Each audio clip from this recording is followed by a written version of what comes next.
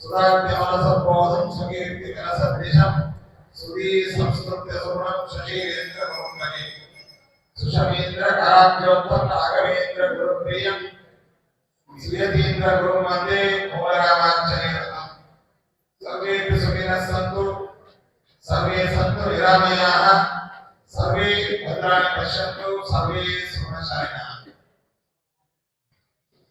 पवित्र वर्धा ತೀರದ ದಿವ್ಯ ಕ್ಷೇತ್ರ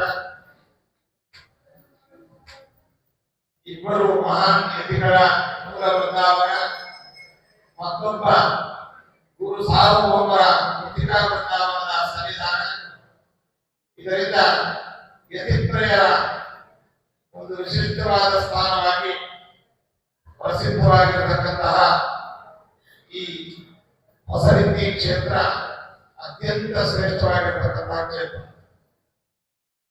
ಇಲ್ಲಿ ಪ್ರವಹಿಸ್ತಾ ಇರತಕ್ಕಂತಹ ವರದ ತುಂಗಭದ್ರಾ ನದಿಯ ಉಪನದಿಯಾಗಿದೆ. ಧರ್ಮಾ ನದಿ, ವರದಾ ನದಿ ಮೊದಲಾದಂತಹ ಎಲ್ಲವೂ ಕೂಡ ತುಂಗಭದ್ರೆಯ ಉಪನದಿಗಳು. ತುಂಗಭದ್ರಾ ನದಿಯಾದರೂ ಪಂಚಗಂಗಾ ಪ್ರಕೀರ್ತಿತಾ ಎಂಬುದಾಗಿ ಹೇಳಿದಂತೆ 5 ಗಂಗೆಗಳು ಎಂಬುದಾಗಿ ಪ್ರಸಿದ್ಧವಾದ ಇದರಲ್ಲಿ ಒಂದು ತುಂಗಭದ್ರಾ ನದಿ. ಈ ತುಂಗಭದ್ರಾ ನದಿಯ ಮಹಿಮೆಯನ್ನ ಭಾವಿ ಸಮೀರರಾದ ವಾದಿರಾಜ ಗುರುಸಾರ್ವಭೌಮರು ತಮ್ಮ ತೀರ್ಥ ಪ್ರಬಂಧದ ಗ್ರಂಥದಲ್ಲಿ ವರ್ಣನೆ ಮಾಡ್ತಾರೆ. ಪ್ರತಿನೀಶು ತುಂಗಭದ್ರೇಶು ಸ್ವಾದೂದಕ ಸತ್ಕುಲೇ. ನದಿಗಳಲ್ಲಿ ಅತ್ಯಂತ ಸಿಹಿಯಾದ ಮಧುರವಾದ ರಸವುಳ್ಳಂತಹ ಆ ನದಿಯ ನೀರು ಯಾವ ನದಿ ಅಂತಂದ್ರೆ ತುಂಗಭದ್ರಾ ಅಂತ. ಈ ತುಂಗಭದ್ರಾ ನದಿಯ ಬಗ್ಗೆ ಹೇಳುವಾಗ ತುಂಗ ಮತ್ತು ಭದ್ರಾ ಎಂಬತಕ್ಕಂತಹ 2 ಅವಳಿ ನದಿಗಳು ವರಾಹರೂಪಿಯಾದಂತಹ ಪರಮಾತ್ಮನ ಕೋರೆ ಹರಿವಿನಿಂದ ಸಹ್ಯಾದ್ರಿ ಪರ್ವತದಲ್ಲಿ ಉದ್ಭವಿಸಿ ಉದ್ಭವವಾಗಿ ಅದು ಮುಂದೆ ಹರಿದುಕೊಂಡು ಬಂದು ಕೂಡಲಿ ಎನ್ನುವಂತಹ ಶಿವಮೊಗ್ಗ ಜಿಲ್ಲೆಯ ಸ್ಥಳದಲ್ಲಿ ಆ 2 ನದಿಗಳು ಕೂಡಿ ತುಂಗಭದ್ರೆ ಆಗ್ತವೆ. ಅವಳಿ ನದಿಗಳು ಅಕ್ಕ ತಂಗಿಯರು ಒಂದೇ ಪರಮಾತ್ಮನ ಕೋರೆ ಹರಿವಿನಿಂದ ಹುಟ್ಟಿದಂತಹ ತುಂಗಭದ್ರಾ 2 ನದಿಗಳು ತುಂಗಭದ್ರಾಗಿ ಅದು ಮುಂದೆ ಪ್ರವಹಿಸಿಕೊಂಡು ಒಂದೇ ಹೆಸರಿನಿಂದ ಕರೀತಾರೆ. ಈ ತುಂಗ ಮತ್ತು ಭದ್ರಾ 2 ನದಿಗಳ ಬಗ್ಗೆ ಪ್ರಮಾಣಿತ ಪುರಾಣದಲ್ಲಿ ಹೇಳುವಾಗ ತುಂಗಾ ನಾರಾಯಣ ಸಾಕ್ಷಾತ್ ಭದ್ರಾದೇವೋ ಮಹೇಶ್ವರ ಅಂತಿದ್ದಾರೆ. ತುಂಗ ಸಾಕ್ಷಾತ್ತಾಗಿ ನಾರಾಯಣನ ವಿಶೇಷ ಸನ್ನಿಧಾನ ಇತ್ತು. ಅದೇ ರೀತಿಯಾಗಿ ಭದ್ರಾ ಅದು ಮಹೇಶ್ವರನ ವಿಶೇಷ ಸನ್ನಿಧಾನ ಇತ್ತು. ಈ 2 ನದಿಗಳು ಸೇರಿ ತುಂಗಭದ್ರೆಯಾಗಿ ಮುಂದೆ ಪ್ರವಹಿಸುತ್ತವೆ. ಆ ಪ್ರವಹಿಸುವಂತಹ ನದಿಗಳಿಗೆ ಹೋಗಿ ಸೇರುವಂತಹ ಉಪನದಿ ಈ ವರದಾ ನದಿ. ಹಾಗಾಗಿ ಇದು ಕೂಡ ಒಂದರ್ಥದಲ್ಲಿ ಪಂಚಗಂಗೆಗಳ ಒಂದು ಸನ್ನಿಧಾನಯುಕ್ತವಾಗಿರ್ತಕ್ಕಂತಹ ತುಂಗಭದ್ರಾ ನದಿಯೇ ತಲುಪವಾಗಿರಲಿಲ್ಲ. ಇಂತಹ ಒಂದು ಪರಮ ಪವಿತ್ರವಾದ ಸ್ಥಳ ಅನೇಕ ಐತಿಹಾಸಿಕವಾದ ಧಾರ್ಮಿಕವಾದಂತಹ ವಿಚಾರಗಳಿಗೆ ಪ್ರಧಾನವಾದ ಕೇಂದ್ರವಾಗಿದೆ. ಇವತ್ತೇನು ಕನ್ನಡ ನ್ಯಾಯಸುಧೆ ಎಂಬುದಾಗಿ ಕರೆಯಲ್ಪಡುವ ಹರಿಕಥಾಮೃತ ಸಾರ ಗ್ರಂಥ ವಾಸವ್ಯ ವೃತ್ತದಲ್ಲಿ ಕಡೆಯವರಾದಂತಹ ಜಗನ್ನಾಥದಾಸರು ವರದೇಂದ್ರ ಸ್ವಾಮಿಗಳವರ ದೇವೇಂದ್ರ ಸ್ವಾಮಿಗಳವರ ಪರಂಪರಾ ಮಠದ ಶಿಷ್ಯರಾಗಿ ವಿದ್ಯಾ ಶಿಷ್ಯರಾಗಿ ಅವರಿಂದ ಸಕಲ ಶಾಸ್ತ್ರಗಳನ್ನು ಉಪದೇಶವಾಗಿ ಪಡೆದು ಅವರ ಗುರುತ್ವದಲ್ಲಿ ಬೆಳೆದಂತಹ ಮಹಾನುಭಾವರು ಜಗನ್ನಾಥದಾಸರು. ಅವರು ಇದೇ ಸ್ಥಳದಲ್ಲಿ ದೇವೇಂದ್ರ ಸ್ವಾಮಿಗಳವರ ವರದೇಂದ್ರ ಸ್ವಾಮಿಗಳವರ ಮಾರ್ಗದರ್ಶನದಲ್ಲಿ ಈ ಹರಿಕಥಾಮೃತ ಸಾರದ ಗ್ರಂಥವನ್ನು ರಚನೆ ಮಾಡಿದ್ದಾರೆ. ಅಂತಹ ಒಂದು ಹರಿಕಥಾಮೃತ ಸಾರ ಗ್ರಂಥಕ್ಕೆ ಈ ಗ್ರಾಮ ಏನಿದೆ, ಈ ಸ್ಥಳ ಏನಿದೆ, ಇದು ಜನ್ಮಸ್ಥಳ.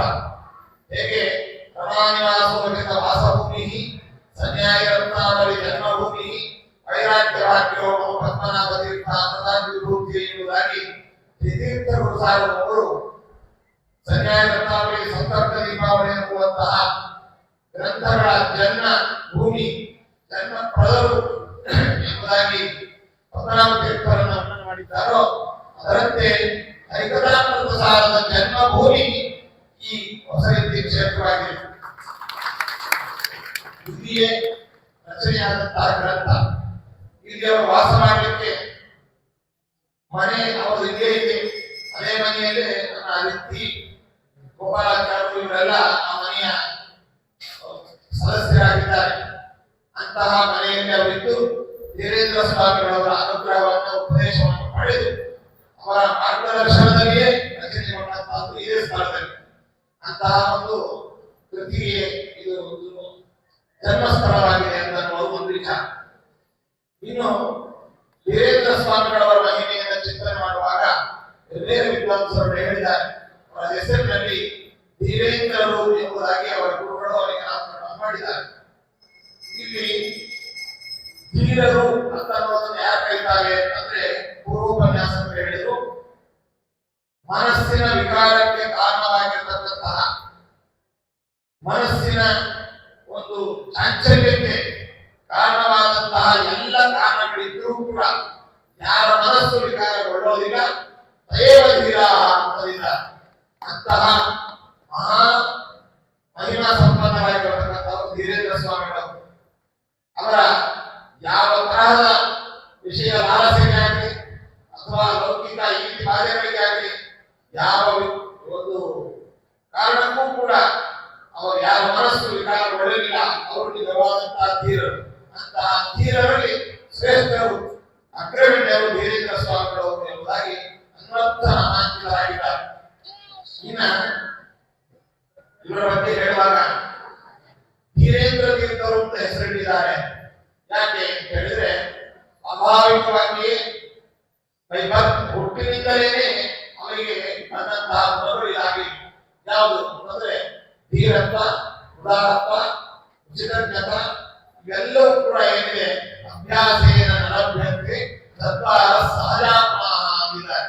ಇದು ಯಾವುದೋ ಒಂದು ಪ್ರಾಕ್ಟೀಸ್ ಇದ್ದೋ ಒಂದು ಅಭ್ಯಾಸದಿಂದ ಬರುವಂತಹ ಗುಣಗಳಲ್ಲ.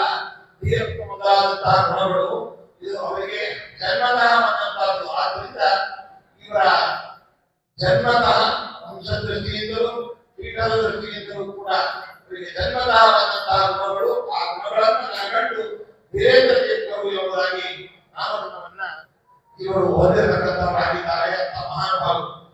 ಇನ್ನು ಧೀರೇಂದ್ರ ಸ್ವಾಮಿಗಳವರ ಬಗ್ಗೆ ಹೇಳುವಾಗ ಅವರು ಪೂರ್ವಾಶ್ರಮದಲ್ಲಿ ಹರೇಂದ್ರ ಸ್ವಾಮಿಗಳವರ ಈ ಪರವಾದಿ ವಿಗ್ರಹ ವಾಕ್ಯಾರ್ಥ ಸಿದ್ಧಾಂತ ಸ್ಥಾಪನೆಯಲ್ಲಿ ಮನವಿಯಾಗಿ ನಿಂತವರು ಧೀರೇಂದ್ರ ಸ್ವಾಮಿಗಳು. ರಾಘವೇಂದ್ರ ಸ್ವಾಮಿಗಳವರ ಶಾಸ್ತ್ರಿಕ ಮಂತ್ರನ ಬೀಗಮುದ್ರೆಯ ಉತ್ತಮ ಹೋತ್ರದಲ್ಲಿ ಚಲಿಸಿರ್ತಕ್ಕಂಥ ಮಹಾನುಭಾವರು ಧೀರೇಂದ್ರ ಸ್ವಾಮಿಗಳು. ಅಂತಹ ರಾಯರ ಪರಂಪರೆಯಲ್ಲಿ ಅವರ ಮಕ್ಕಳು, ಮೊಮ್ಮಕ್ಕಳು, ಅರಿವ ಮಕ್ಕಳು, ಆ ಹಿರಿಯ ಮಕ್ಕಳಾಗಿ ಬಂದಿರತಕ್ಕಂಥ ಅವರು ಧೀರೇಂದ್ರ ಸ್ವಾಮಿಗಳು.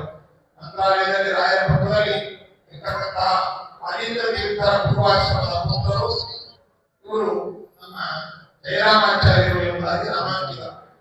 ಇಂತಹ ಮಹಾನುಭಾವರ ಮಹಿಮೆ ಅಸದೃಶವಾಗಿರತಕ್ಕಂಥ ಅವರು ಅನೇಕ ಗ್ರಂಥಗಳನ್ನು ರಚನೆ ಮಾಡಿದ್ದಾರೆ. ಇವರ ಗ್ರಂಥ ರಚನೆಗಳಲ್ಲಿ ನಾವು ಕಾಣಬಹುದಾದಾಗ ಟಿಪ್ಪಣಿ ಗ್ರಂಥಗಳನ್ನು ಬರೆದಿದ್ದಾರೆ. ವೇದಕ್ಕೆ ನೇರವಾಗಿ ವ್ಯಾಖ್ಯಾನವನ್ನು ಬರೆದಿದ್ದಾರೆ. ರಾಘವೇಂದ್ರ ಸ್ವಾಮಿಗಳವರು ಹೇಗೆ ವೃನ್ನಂತರಗಳಿಗೆ ಅರ್ಥವನ್ನು ಬರೆಯುವ ಮೂಲಕ ನೇರವಾಗಿ ವೇದ ವ್ಯಾಖ್ಯಾನಕಾರರು ಎಂಬುದಾಗಿ, ಉಪನಿಷತ್ತುಗಳಿಗೆ ವ್ಯಾಖ್ಯಾನವನ್ನು ಮಾಡುವ ಮೂಲಕ ಉಪನಿಷತ್ ವ್ಯಾಖ್ಯಾನಗಳು ಎಂಬುದಾಗಿ ಪ್ರಸಿದ್ಧರಾಗಿದ್ದಾರೋ ಅದೇ ರೀತಿಯಾಗಿ ಧೀರೇಂದ್ರ ಸ್ವಾಮಿಗಳವರು ಕೂಡ ರಾಯರ ಪೂರ್ಣಾನುಗ್ರಹವಾಗಿ ನೇರವಾಗಿ ವೇದಕ್ಕೆ ವ್ಯಾಖ್ಯಾನವನ್ನು ಬರೆದಿದ್ದಾರೆ. ವೇದಕ್ಕೆ ವ್ಯಾಖ್ಯಾನ ಬರೆಯುವಂತದ್ದು ಬಹಳ ಸುಲಭವಾದ ಕೆಲಸ ಅಲ್ಲ, ಬಹಳ ಶಾಸ್ತ್ರೀಯವಾದಂತಹ ವಿಚಾರ. ಯಾಕಂದ್ರೆ ಬೇರೆ ಬೇರೆ ಪೌರುಷೇಯ ಗ್ರಂಥಗಳಿಗೆ ವ್ಯಾಖ್ಯಾನವನ್ನು ಬರೆಯುವುದು, ಅದರ ವ್ಯಾಖ್ಯಾನ ಪರಂಪರೆ, ಟೀಕಾ ಪರಂಪರೆ ಇದ್ದಾವೆ. ಅವುಗಳ ಹಿನ್ನೆಲೆಯಲ್ಲಿ ಬರೆಯುವಂತಹ, ಅಂದ್ರೆ ವೇದಕ್ಕೆ ಬರೆಯುವಂತಹ ವ್ಯಾಖ್ಯಾನಗಳೇನಿದ್ದಾವೆ ಅದು ಬಹಳ ಸಾಹಸೋಪೇತವಾಗಿರ್ತಕ್ಕಂಥದ್ದು. ಮಹಾನ್ ಜ್ಞಾನಿಗಳಿಗೇನೆ ಸಾಧ್ಯ. ಅಂತಹ ವೇದ ವ್ಯಾಖ್ಯಾನಕಾರರಾಗಿ ನಾರಾಯಣೋಪನಿಷತ್ತು, ಅನ್ಯ ಸೂಕ್ತ, ಅಂಬರೀ ಸೂಕ್ತ ಮೊದಲಾದಂತಹ ವೇದಗಳಿಗೆ, ಉಪನಿಷತ್ತುಗಳಿಗೆ ವ್ಯಾಖ್ಯಾನವನ್ನ ಬರೆದವರಾಗಿದ್ದಾರೆ. ಇದು ಮಾತ್ರವಲ್ಲ, ಕಾರಕವಾದ ಮತ್ತೆ ವಿಷಯವಾಕ್ಯ ಸಂಗ್ರಹ ಇವುಗಳನ್ನ ಇನ್ನು ರಾಘವೇಂದ್ರ ಸ್ವಾಮಿಗಳವರ ಸ್ತೋತ್ರ ಅಪಣಾಚಾರ್ಯರಿಂದ ರಚಿತವಾದಂತಹ ಮಂತ್ರ ಸದೃಶವಾದ ಹಯಗ್ರೀವ ದೇವರಿಂದ ಅಂಕಿತವನ್ನು ಪಡೆದಿರತಕ್ಕಂತಹ ಸ್ತೋತ್ರ ಇದೆ. ಆ ಸ್ತೋತ್ರಕ್ಕೆ ವಿಶೇಷವಾದ ವ್ಯಾಖ್ಯಾನವನ್ನ ವೀರೇಂದ್ರ ಸ್ವಾಮಿಗಳವರು ರಚನೆ ಮಾಡಿದ್ದಾರೆ.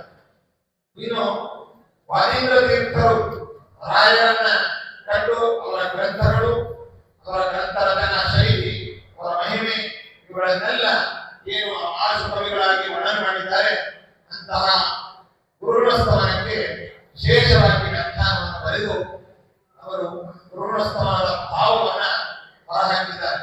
ಹೀಗೆ ಅನೇಕ ಕೃತಿಗಳ ರಚಯಿತರುಗಳಾಗಿ, ಅನೇಕ ಮಹಿಮೆಗಳನ್ನ ಪ್ರದರ್ಶನ ಮಾಡುವವರಾಗಿ, ಹರಿದಾಸ ಸಾಹಿತ್ಯವನ್ನು ಪೋಷಿಸುವವರಾಗಿ, ಇಲ್ಲಿ ಬಂದು ಸೇವೆ ಮಾಡುವಂತಹ ಸಮಸ್ತ ಜನರಿಗೆ ಎಲ್ಲ ಉಪದ್ರವಗಳನ್ನ, ಎಲ್ಲ ದೋಷಗಳನ್ನು ಪರಿಹಾರ ಮಾಡಿ ಎಲ್ಲ ಇಷ್ಟಾರ್ಥಗಳನ್ನು ಪೂರ್ಣ ಮಾಡುವಂತಹ ಮಹಾನುಭಾವರಾಗಿ ಈ ಕ್ಷೇತ್ರದಲ್ಲಿ ನಿಂತು ಈ ಕ್ಷೇತ್ರವನ್ನ ರಿದ್ಧಿರಾಯರು ಎಂಬುದಾಗಿ ಪ್ರಸಿದ್ಧರಾಗಿ ಈ ಕ್ಷೇತ್ರವನ್ನ ಪುನೀತವನ್ನಾಗಿ ಮಾಡಿದ್ದಾರೆ.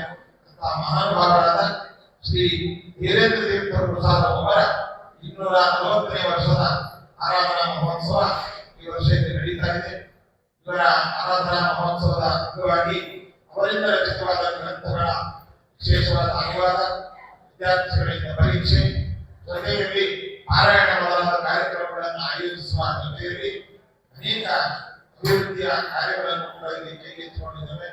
ಭಕ್ತರಿಗೆ ಬರುವಂತಹ ಬೇಕಾದ ಎಲ್ಲ ಸೌಕರ್ಯಗಳು ಮತ್ತೆ ಭಕ್ತರಿಗೆ ನಿರಾತ್ಮಕವಾಗಿ ಸೇವಾದಿಗಳನ್ನು ಮಾಡಲು ಬೇಕಾದಂತಹ ಪರಿಸರ ಇವುಗಳನ್ನು ನಿರ್ಮಾಣ ಮಾಡುವ ಜೊತೆಯಲ್ಲಿ ಅವರಿಗೆ ಅತ್ಯಂತ ಪ್ರಿಯವಾದಂತಹ ಗ್ರಂಥ ಪ್ರಕಾಶನ, ಗ್ರಂಥ ಸಂಗ್ರಹಣೆ, ಗ್ರಂಥ ಸಂಶೋಧನೆ ಮೊದಲಾದವುಗಳನ್ನು ಮಾಡಿ ಅವರ ಆರಾಧನಾ ಸಂದರ್ಭದಲ್ಲಿ ಸಮರ್ಪಣೆ ಮಾಡಲಾಗ್ತಾ ಇದೆ. ಇವೆಲ್ಲ ಭಕ್ತಾದಿಗಳು ವೀರೇಂದ್ರ ಸ್ವಾಮಿಗಳವರ ವಿಶೇಷವಾದ ಕೃಪಾ ಅನುಗ್ರಹವನ್ನ ಆಕಾಂಕ್ಷ ಮಾಡಿಕೊಂಡು ಅಪೇಕ್ಷೆ ಪಟ್ಟು ಇವೆಲ್ಲ ಬಂದಿದ್ದೀರಿ. ನಿಮ್ಮೆಲ್ಲರಿಗೂ ಕೂಡ ವೀರೇಂದ್ರ ಸ್ವಾಮಿಗಳವರ ವಿಶೇಷ ಅನುಗ್ರಹವಾಗಿ ಈ ಕ್ಷೇತ್ರ ಮತ್ತು ಅನೇಕ ಐತಿಹಾಸಿಕ ಸನ್ನಿವೇಶಗಳಿಗೆ ಇದು ಸಾಕ್ಷಿಯಾಗಿದೆ. ಇಲ್ಲಿ ನಮ್ಮ ಶ್ರೀಮಠದ ಪರಂಪರೆಯಲ್ಲಿ ವಿಭೂತಿ ಪುರುಷರು ಎಂಬುದಾಗಿ ಪ್ರಸಿದ್ಧರಾದ ಸುಶೀಲೇಂದ್ರ ತೀರ್ಥ ಶ್ರೀಪಾದಂಗಳವರ ದಿವ್ಯ ಮೂಲ ಬೃಂದಾವನದ ಸನ್ನಿಧಾನವೂ ಇದಾಗಿದೆ. ಸುಬ್ರತೀಂದ್ರ ತೀರ್ಥ ಶ್ರೀಪಾದಂಗಳವರಿಗೆ ಆಶ್ರಮ ಪ್ರಧಾನವೂ ಇಲ್ಲಿ ಆದದ್ದು ಸುಶೀಲೇಂದ್ರ ತೀರ್ಥರಿಂದ. ಅದೇ ರೀತಿಯಾಗಿ ನಮ್ಮ ಪರಮೇಶ್ವರಿ ಗುರುಗಳಾದಂತಹ ಸುಜೀಂದ್ರ ತೀರ್ಥ ಶ್ರೀಪಾದಂಗಳವರ ಪೂರ್ವಾಶ್ರಮದ ಅಪ್ಪೆ ಮನೆ ಇದಾಗಿದೆ. ಅಂದ್ರೆ ಒಂದರ್ಥದಲ್ಲಿ ನಮಗೆಲ್ಲ ಮುಕ್ತಾತನ ಮನೆ ಮತ್ತೆ ನಡೆದಾಡುವರಾಗಿ ಎಂಬುದಾಗಿ ಪ್ರಸಿದ್ಧರಾದ ನಮ್ಮ ಪರಮ ಗುರುಗಳಾದ ಸುಶೀಂದ್ರ ತೀರ್ಥ ಶ್ರೀಪಾದಂಗಳವರ ಪೂರ್ವಾಶ್ರಮದ ಅಪ್ಪೆ ಮನೆಯೂ ಇದಾಗಿದೆ. ಹೀಗೆ ಇನ್ನ ನಮ್ಮ ಜನ್ಮಸ್ಥಳ ನಾವು ನಮ್ಮ ಗುರುಗಳು ಸ್ವರೂಪೋದ್ಧಾರ ಗುರುಗಳು ನಮ್ಮನ್ನ ಆಯ್ಕೆ ಮಾಡಿ ಅನಿವಾರ್ಯ ಗುರುಗಳ ಪ್ರೇರಣಾನುಸಾರವಾಗಿ ನಮಗೆ ಸನ್ಯಾಸಾಶ್ರಮವನ್ನು ನೀಡಿ ಪಟ್ಟಾಭಿಷೇಕ ಮಾಡಿ ಗೌರವನ್ನ ಸನ್ಯಾಸಿ ಜನ್ಮವನ್ನು ಹಲವು ವಿಶೇಷತೆಗಳು ಈ ಕ್ಷೇತ್ರಗಳಲ್ಲಿ ನಡೆದಿದೆ. ಇದು ಅತ್ಯಂತ ಪವಿತ್ರವಾದಂತಹ ಕ್ಷೇತ್ರವಾಗಿದೆ. ಆ ಕ್ಷೇತ್ರದಲ್ಲಿ ಯಾವ ಒಂದು ಭಕ್ತಿಶ್ರದ್ಧೆಗಳಿಂದ ವೀರೇಂದ್ರ ಸ್ವಾಮಿಗಳು, ಸುಶೀಲೇಂದ್ರ ಸ್ವಾಮಿಗಳವರ ಸೇವೆ, ದರ್ಶನ, ಅವರ ಪ್ರಸಾದ, ಹಸ್ತೋದಕ, ಮಂತ್ರಾಕ್ಷತೆಯ ಮಂತ್ರಿಗಳನ್ನು ಸ್ವೀಕಾರ ಮಾಡ್ತಾರೆ. ಹೇಗೆ ಮಂತ್ರಾಲಯದಲ್ಲಿ ರಾಘವೇಂದ್ರ ಸ್ವಾಮಿಗಳವರು ಅಲ್ಲಿದ್ದು ಎಲ್ಲ ಭಕ್ತಾದಿಗಳನ್ನು ಅನುಗ್ರಹಿಸ್ತಾ ಇದ್ದಾರೆ. ಅವರು ಒಂದು ಅಂಶದಿಂದ ವಿಭೂತಿ ರೂಪದಿಂದ ವೀರೇಂದ್ರ ಸ್ವಾಮಿಗಳವರಲ್ಲಿ ಇಲ್ಲಿದ್ದು ಇಲ್ಲಿ ಬರುವಂತಹ ಎಲ್ಲರ ಕಷ್ಟ ಕರ್ಮಗಳನ್ನ ಪರಿಹಾರ ಮಾಡಿ ಅನುಗ್ರಹಿಸುವಂತಹ ಮಹಾಕ್ಷೇತ್ರವಾಗಿದೆ. ಇಂತಹ ಕ್ಷೇತ್ರಕ್ಕೆ ಯಾರಾದ್ರೂ ನೀವೆಲ್ಲ ಬಂದಿದ್ದೀರಿ ಬಹಳ ದೂರದಿಂದ. ನಿಮಗೆ ನಿಮ್ಮ ಕುಟುಂಬಕ್ಕೆ, ಬಂಧು ಬಾಂಧವರಿಗೆ, ಸ್ನೇಹಿತರಿಗೆ ಎಲ್ಲರಿಗೂ ಕೂಡ ವಿಶೇಷವಾಗಿ ಇಲ್ಲಿ ಆಸೀನರಾದ ಎಲ್ಲ ಗುರುಗಳ ಅನುಗ್ರಹವಾಗಿ ಹೇಳ್ತಾ ಚಿರಂಜೀವಿಯಾದಂತಹ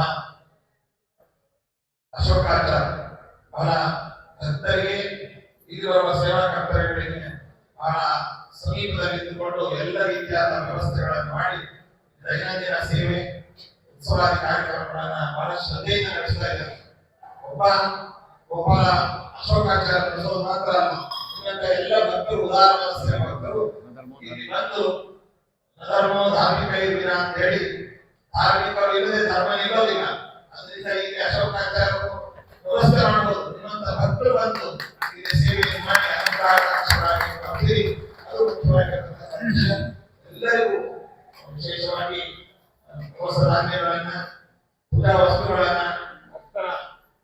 ದೇಣಿಗೆಯಾಗಿ ಸ್ವೀಕಾರ ಮಾಡಿ ಸುವ್ಯವಸ್ಥಿತವಾದ ರೀತಿಯಲ್ಲಿ ವ್ಯವಸ್ಥೆ ಮಾಡತಕ್ಕಂತಹ ಶೋಕಾಚಾರ್ಯ ಮತ್ತು ದಾನಿಗಳು ನಿಮ್ಮಂತಹ ಎಲ್ಲ ಸಮಸ್ತ ಭಕ್ತರು, ವಿದ್ವಾಂಸರು, ಸಿಬ್ಬಂದಿಗಳು, ವಿದ್ಯಾರ್ಥಿಗಳು, ಅದೇ ರೀತಿಯಾಗಿ ನೆರೆಹೊರೆ ರಾಜ್ಯಗಳಿಂದ ನೆರೆಹೊರೆ ಜಿಲ್ಲೆಗಳಿಂದ ಆಗಮಿಸಿರ್ತಕ್ಕಂತಹ ಎಲ್ಲರಿಗೂ ಕೂಡ ಹರಿವಾಯುಗಳು ವಿಶೇಷವಾಗಿ ಅನುಗ್ರಹಿಸಿ ಅಂತ ಹೇಳ್ತಾ ನನ್ನೆರಡು ಮಾತುಗಳನ್ನು ನಾವು ಭಗವಂತನ ಪಾದಪದ್ಮಗಳಲ್ಲಿ ಸಮರ್ಪಿಸಿ ವಿರಮಿಸ್ತಾ ಇದ್ದೇವೆ. ಸರ್ವೇ ಜನ ಸುಖಿನೋ ಭವಂತು, ಸಮಸ್ತ ಸನ್ಮಂಗಳಾನಿ ಭವಂತು.